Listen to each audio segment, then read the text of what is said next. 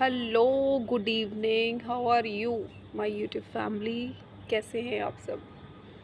I hope आप सब heavy rainfall से, फ्लड से आपका और आपका परिवार बचा हुआ है। और आज मैं बात करने जा रही हूँ यूनान नबी की, जो बाइबल की फेमस स्टोरियों में से एक है। One of the famous story यूनान नबी की। तो कौन था यूनान नबी? यूनान नबी परमेश्वर का सेवक था, खुदा का दास था, वो नबी था वो। तो परमेश्वर ने उसको, यहोवा ने उसको एक आज्ञा दी थी। एक शहर था नीनवा, वहाँ के लोग बहुत पापी थे, अपराध में थे, गुनाह कर रहे थे। तो परमेश्वर इन सारी चीज़ों से थक चुका था कि इनको सुसमाचार प्रचार दो, इनको मैसेज लगाओ मेरा, अदरवाइज़ मैं ये शहर को डिस्ट्रॉय कर दूँगा, ख़त्म कर दूँगा। तो जब ये आज्ञा यूनाह तक पहुंची तो यूनाह की थिंकिंग ये थी, वो सोच रहा था ये कहाँ मुड़ेंगे, ये कहाँ कहाँ तौबा करने वाले लोग हैं। तो उसकी थिंकिंग थी कि ये नहीं मुड़ेंगे, कि ये लोग पश्चाताप नहीं करेंगे। तो वो नीनवा शहर जाने की बजाय अपनी मर्ज़ी से परमेश्वर की आज्ञा को तोड़ते हुए वो एक तरशीश शहर को चला जाता है। एक बोट के थ्रू, एक कश्ती के थ्रू वो तरशीश को चला जाता है। तो उस कश्ती में जब वो जाता है तो बहुत सारे और लोग भी होते हैं उसमें। तो जैसे ही वो कश्ती आगे बढ़ती है, डीप डीप समुंदर में चली जाती है, तो अचानक से एक ऐसा तूफ़ान, ऐसे फ्लड्स वहाँ पे आ जाते हैं कि उनको सबको अपनी जान की पड़ जाती है। तो जब जैसे ही वहाँ पे तूफ़ान, आँधी चल रही थी, तो उस कश्ती में जितने लोग भी सवार थे, वो अपने-अपने देवताओं को, अपने-अपने रब को, अपने देवताओं को वो क्या करने लगे, प्रार्थना करने लग गए कि शायद वो बच जाएँ, शायद ये समुंदर जो है, तूफ़ान जो है, थम जाए, बंद हो जाए। तो उस वक़्त यूनाह क्या कर रहा था? उस वक़्त यूनाह कश्ती में सो रहा था। पीछे बैठा था वो कश्ती के, वो वहाँ पे सो रहा था। तो उस किश्ती के जो कैप्टन था उसको उठाता है, "तू सो क्यों रहा है? देखो तूफ़ान चल रहा है, सारे डरे हुए हैं, सबको अपनी जान की पड़ी है, तू सो रहा है? तू उठ, अपने खुदा के आगे, अपने परमेश्वर के आगे प्रार्थना कर, शायद हम बच जाएँ, शायद हमारी जानें बच जाएँ।" बट यूनाह को तो ये रियलाइज़ेशन थी, उसको ये पता था कि ये सब क्यों हो रहा था, क्योंकि उसको पता था उसने आज्ञा तोड़ी है। वो जाना कहीं और था और जा कहीं और था और रहा था अपनी मर्ज़ी से। तो उसने क्या किया, उन सारे लोगों को जो कश्ती में सवार थे उसके साथ, उस यूनाह ने सबको बता दिया कि ये मेरी वजह से हो रहा है। तो वो बता देता कि मैं एक नबी हूँ, मैं एक इब्रानी हूँ, परमेश्वर का सेवक हूँ, और ये जो तूफ़ान, आंधी तूफ़ान आया है, फ्लड्स आए हैं, ये मेरी वजह से आए हैं। तो जब ये उसने सारी स्टोरी अपनी बता दी, तो वो बहुत डर गए लोग, बहुत डर गए लोग, और उन्होंने एक विश्वास किया और उसको चेतावनी दी कि वो पश्चाताप करे, वो प्रार्थना करे अपने खुदा के आगे। बट यूनान नबी ने उनको बोला कि आप लोग मुझे इस कश्ती से निकाल कर समुंदर में फेंक दो। पहले तो उन्होंने ऐसा नहीं किया। पहले तो उन्होंने जैसे तैसे कश्ती को, चप्पू को चलाने की कोशिश की, शायद समुंदर जो तूफ़ान है वो थम जाए, रुक जाएगा। पर जब तूफ़ान रुकने का नाम नहीं ले रहा था, तो उन्होंने ना चाहते हुए यूनाह को समुंदर में फेंक दिया, उठा के समुंदर में फेंक दिया। उसके बाद क्या हुआ यूनाह के साथ? उसके बाद यूनाह के साथ एक ऐसा जानवर जो ह्यूज जायंट था, फ़िश, एक ऐसी मछली जो ह्यूज थी, जो जायंट थी, उसने यूनाह को निगल लिया।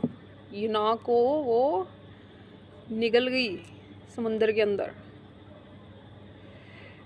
अब यूनाह की जान भी खतरे में, उसकी कॉलिंग भी खतरे में, क्योंकि परमेश्वर की आज्ञा को उसने तोड़ा हुआ था। तो उसके पेट में, जब वो मछली के पेट में था, उसने बहुत कोशिश की अपनी जान को बचाने की। जब पता चला कि उसकी वहाँ नहीं चल रही, अब ये काम उसके हाथ से तो नहीं होगा, तो उसने फिर तौबा की, मछली के पेट में उसने तौबा की। परमेश्वर से माफ़ी मांगी उसने, खुदा की उसने आज्ञा को तोड़ा, क्योंकि वो परमेश्वर का सेवक था, कोई आम इंसान नहीं था वो, कोई आम इंसान नहीं था वो। तो उसने मछली, जैसे ही उसने मछली के पेट में तौबा की, पश्चाताप किया, खुदा से उसने माफ़ी मांगी, तो उस मछली ने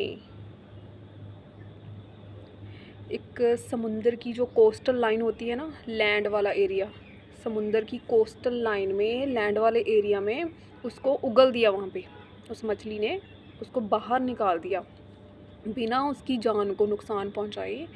समुंदर की कोस्टल लाइन पे उसको उगल दिया।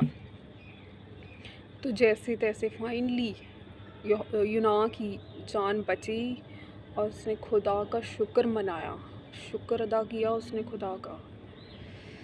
ये नतीजा था एक फालतू की स्ट्रगल में, फालतू के टेस्ट में वो पड़ा। क्यों? बिकॉज ऑफ हिज डिसोबीडियंस, अपनी अनाज्ञाकारी की वजह से, अपनी डिसोबीडियंस की वजह से उसकी जान में जान आई, जान में जान आई पश्चाताप के बाद, तौबा के बाद। उसके बाद वो फाइनली उसको रियलाइज़ हुआ, उसने शुक्र अदा किया खुदा का, जब उसकी जान बची, जब उसने तौबा की, तो फाइनली वो नीनवा शहर में गया। उस शहर के जाने का जो डिस्टेंस था ट्रैवलिंग का, वो 3 दिन का था। जो 3 दिन के बाद वो नीनवा शहर में पहुंचा, तो उसने उन लोगों को, उस शहर के लोगों को, निवासियों को सुसमाचार प्रचार किया, परमेश्वर की चेतावनी वहाँ पे पहुँचा कि अगर उन लोगों ने तौबा ना किया, अगर वो लोगों ने अपने गुनाहों से तौबा ना की, वो अपने अपराधों से ना मुड़े, खुदा की आवाज़ को, चेतावनी को ना सुना, तो खुदा यहोवा 40 दिनों के बाद उस देश को, उस शहर को डिस्ट्रॉय कर देगा, ख़त्म कर देगा। बट जैसे ही यूना ने ये प्रचार किया, ये परमेश्वर का मैसेज उन तक पहुंचाया, तो वहाँ के लोग एक बड़े भय में आए, डरे। उन्होंने परमेश्वर यहोवा का, रब का उन्होंने भय माना, डर माना, और उन्होंने पश्चाताप किया। कैसे पश्चाताप किया? वहाँ का जो राजा था, उसने अपने शस्त्र, जो एक राजा के शस्त्र होते हैं, कपड़े होते हैं, जो उसका पहरावा होता है, उसने अपने पहरावे को चेंज किया। एक नॉर्मल कपड़ों में, वस्त्रों में वो आ गया, और क्या, तौबा में आ गया, प्रार्थना में आए, सब लोग फास्टिंग में आए।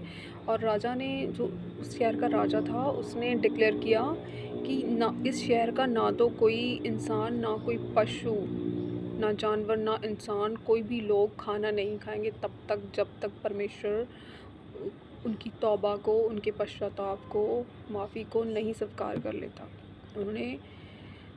उन्होंने बड़े डर से, भय से, परमेश्वर का डर मानते हुए, भय मानते हुए पश्चाताप किया, और परमेश्वर ने उनके एफ़र्ट्स को देखा। खुदा उनके एफ़र्ट्स को देख रहा था कि इन्होंने डर को माना, परमेश्वर के यहोवा के डर को माना, और पश्चाताप कर रहे हैं, अपने अपराधों से, अपने गुनाहों से, गलतियों से मुड़ रहे हैं। तो खुदा ने उस शहर के ऊपर अपना अनुग्रह किया, उन सभी लोगों को माफ़ किया, क्षमा किया, और उस देश को तबाह होने से बचाया। तो ये थी यूना नबी की स्टोरी। तो क्या मॉरल है इस स्टोरी का? इस स्टोरी का मॉरल यही है कि जब हमें परमेश्वर किसी बात को करने के लिए बोले, तो हमें पूरा सीरियस होके, संजीदगी के साथ परमेश्वर की आवाज़ को, उस आज्ञा को उसी वक्त मानना होता है, ना कि अपने थॉट्स, अपने ख्यालों में उलझ के अपनी चलानी होती है, ना कि हमें अपने आइडियाज़ पे काम करना होता है। हमें खुदा की आदेशों पे चलना होता है। जब उसकी स्ट्रिक्ट आदेश आ जाएं, स्ट्रिक्ट उसकी आवाज़ आए, और पता है कि ये परमेश्वर की आवाज़ है, उसकी आज्ञा है, उसकी गाइडेंस है, वो किसी मैन ऑफ गॉड के थ्रू हो सकती है वो आज्ञा, वो खुदा की खुद आवाज़ हो सकती है, साक्षात वो परमेश्वर की आवाज़ हो सकती है, क्योंकि ऐसे भी लोग हैं जिनसे परमेश्वर डायरेक्टली बात करता है। आज्ञा देता है उनको। तो यस, तो हमें डिसोबीडियंस से नहीं चलना। जब कोई इंसान डिसोबीडियंस में आज्ञाकारी में चलता है, अपनी चलाता है, तो वो फालतू के टेस्ट ट्रायल से निकलता है, फालतू के टेस्ट ट्रिबुलेशंस में फंस जाता है, फालतू का स्ट्रगल जो उसका लाइफ का पार्ट नहीं था, बट वो उसमें फंस गया because of his own will, because of his own plans.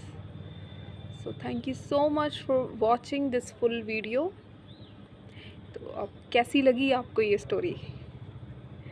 Thank you so much, bye bye, take care, see you in the next video.